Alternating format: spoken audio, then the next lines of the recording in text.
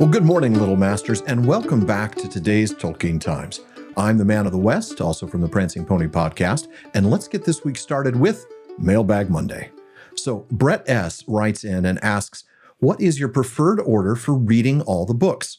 I've seen many different iterations of this particular list, Brett says, including chronologically based, publication date based, reverse publication date based, etc. Well, that is a good question, Brett. It's not the first time I've heard it, but I don't know that we've ever given it a clear answer on the Prancing Pony podcast, so I'll give it a go here. Now, I will eventually land on my own recommended reading order, but I want to start by talking about some of these initial ideas. Let's start with that chronological order because it's fairly common. Now, in a way, that's what we did on the PPP, starting with the Silmarillion, moving on to the Hobbit, and then to the Lord of the Rings. Now, at the time that we'd started, the Great Tales had not yet been published, and so a more accurate version of this chronological read-through today would look like this. You'd start with the Silmarillion, then you would tackle the Great Tales from the First Age, the Children of Húrin, Beren and Luthien, and the Fall of Gondolin. Then you'd go to Unfinished Tales, but you would skip the Children of Húrin and the Tuor sections because you've just read them.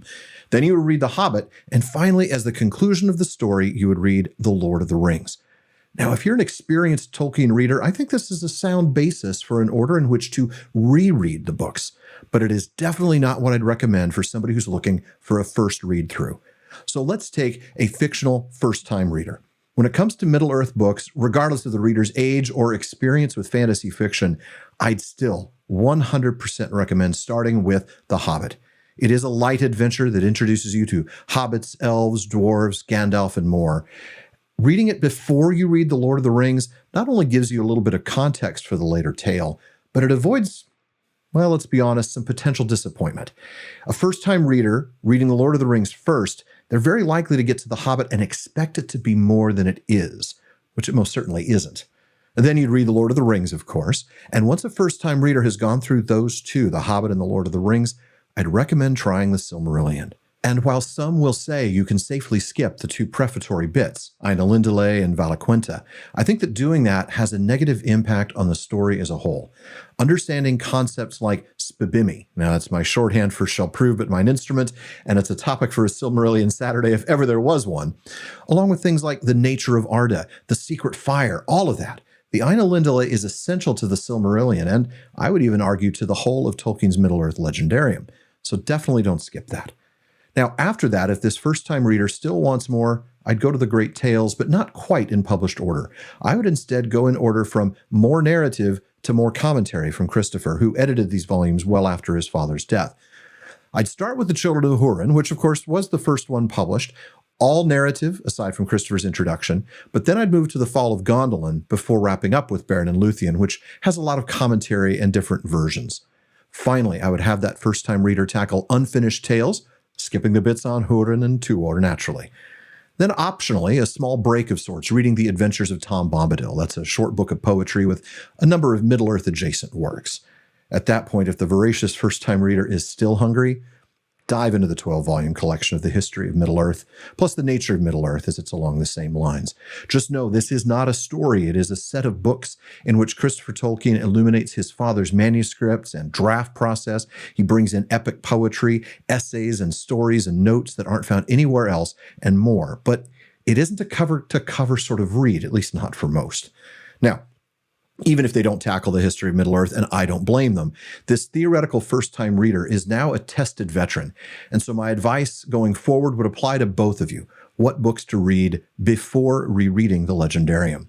I would strongly recommend some other works by and about Tolkien before going back to Middle-earth. Back in Season 1 of the PPP, we learned a lot that shed light onto the Legendarium by reading On Fairy Stories. That's an essay that Tolkien included in the volume Tree and Leaf. Mythopoeia is in there as well, a poem that has several moments that conjure up images from the Legendarium. Now, of course, I would also recommend reading at least one biography, but I'd prefer if you read all three. Tolkien by Humphrey Carpenter, Author of the Century by Tom Shippey, and Tolkien and the Great War by John Garth.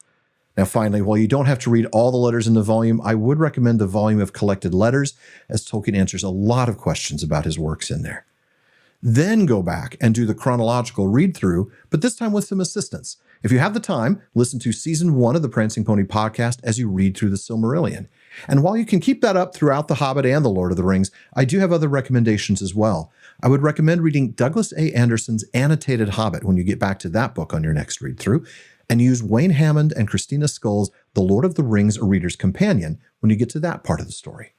And before your next reread, take on some of Tolkien's works that weren't set in Middle-earth.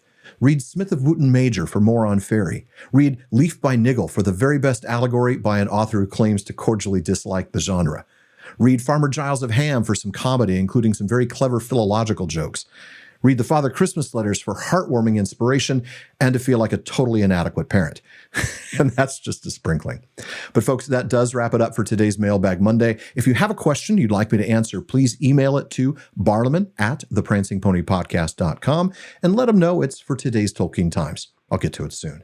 Of course, if these few minutes leave you wanting more Tolkien content, be sure to check out the Prancing Pony podcast, where we've spent 7 years so far walking through the books, answering mailbag questions just like these every episode, and having a nice chat at the pub about our favorite author. Now, please join me again tomorrow on today's Tolkien Times for Tolkien Tuesday, as we learn more about the professor himself. Please like and subscribe on YouTube, and follow or subscribe on your podcast apps to make sure each episode gets downloaded to your device. Follow @Tolkien Times on YouTube, Instagram, Twitter, and TikTok. And as Faramir says, go with the goodwill of all good men.